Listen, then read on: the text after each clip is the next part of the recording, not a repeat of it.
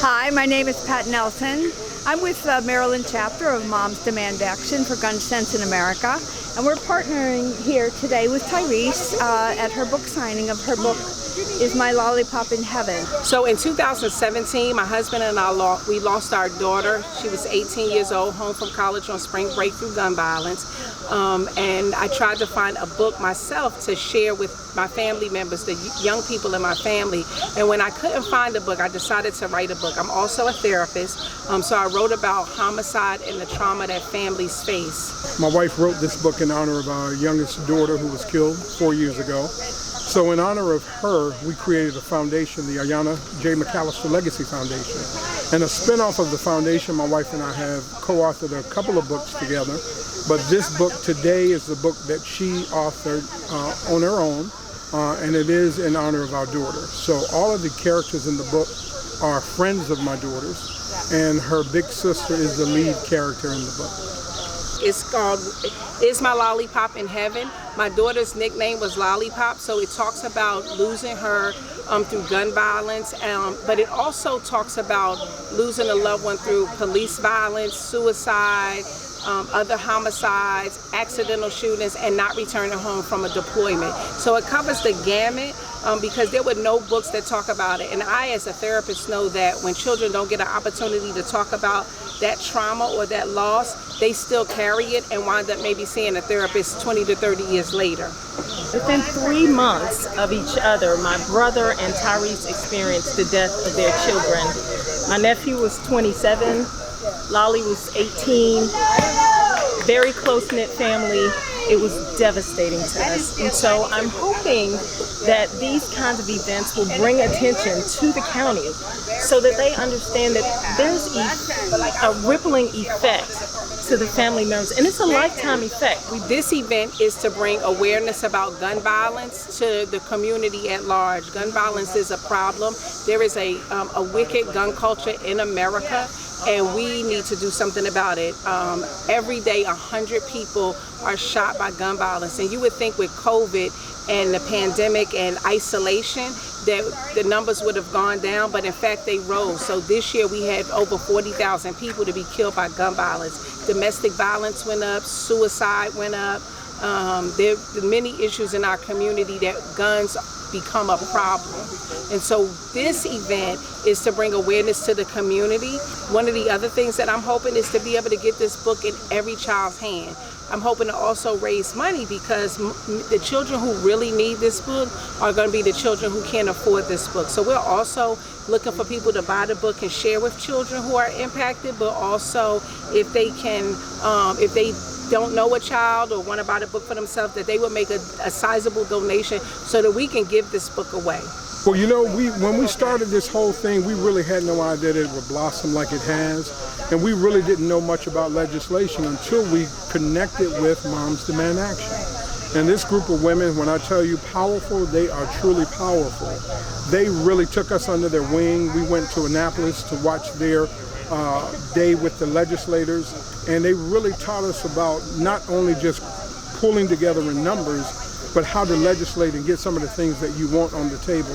So my thing is that we're new to the legislative game, but we're going to be in the work of that, and my hope is that we can create some type of legislation or be a part of legislation that will put an end to some of this random gun violence. Moms Demand Action is a grassroots organization that was started just at someone's kitchen table, and it gained ground and action after the Sandy Hook incident, and that's when I joined because it was too much to just sit back and cry.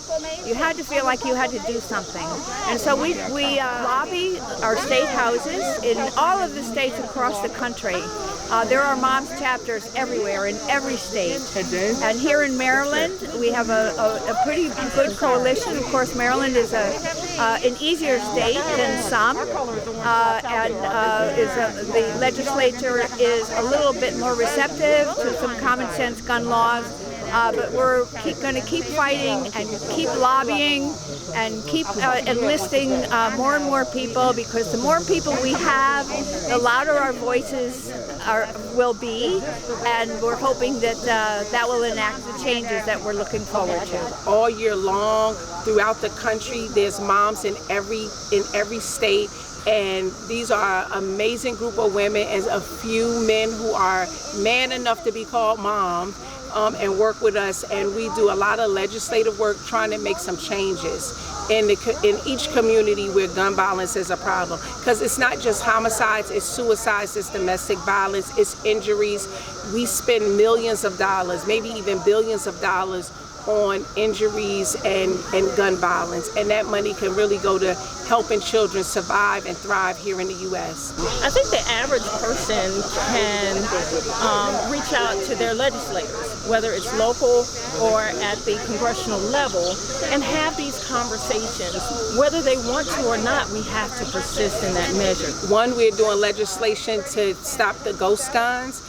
Also, background checks for long guns, that would be shotguns and rifles. There are things called ghost guns, and these are guns that you can buy on, gun parts that you can buy online and build your own gun.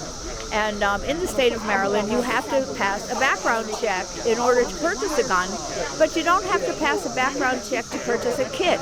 Moms Demand Action is working on legislation to have background checks for long guns. However, most African Americans who are menacing or in their community, they're not walking around with long guns. They also don't care about laws and legislation. So when they get a gun, they don't do background checks or mental health evaluations. And so the strategies have to be different. In the African American community, especially inner city, there's a lot of theft of guns. So we need legislations for gun owners to have more secure means of holding or keeping their guns away from people who could steal them.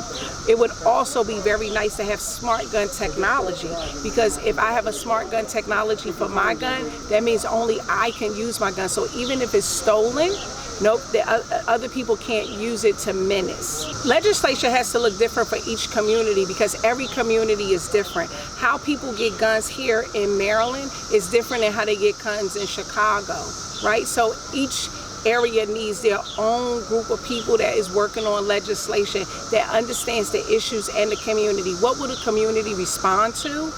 What will work for the community, as well as what's wrong, what's going on in the community that makes it an issue.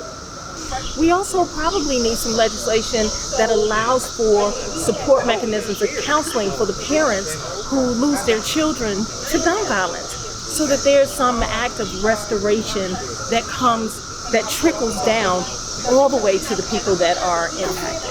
Losing my daughter, had I not sought out therapy, I too could have been a victim of mental health. I could have lost my mind, but signed up for therapy about 6 months to a year after my daughter's death. And to this day, I still work with my therapist, who is a phenomenal person, and I would implore any men that's going through anything, because we look at therapy as a stigma. And so if there are any men, and I'm going to be real specific to say black men, that if you're going through anything, I would implore you to seek therapy, because it definitely can help lift you from where you are. We have these events to try to recruit new members. The more members we have, the louder our voices will be heard. You can call, what we do is a protest against gun violence. And when you think about it, protests are part of the history of this country, from the Tea Party on to suffragettes, to civil rights, to Vietnam War, all of those things. It's the numbers. The more numbers you have, the louder the voices are, and then you will catch the ears of the lawmakers, and that's our goal. Please support all of our efforts. Right now, my wife has this book, is My Lollipop in Heaven. We co-authored Mind Over Matter. It's a book in regards to mental health, so we have several co-authors that are authoring with us along in the book, and what they do is they wrote individual chapters on their plights in mental health. And in July, I will be coming out with my own anthology entitled Fathers Matter. And it's a collection of 17 men that wrote a chapter in my book on the plight of their being fathers. It's going to be a phenomenal book. It's going to be a one of a kind. So be on the lookout for that. And you can reach me at anthonymcallister.com.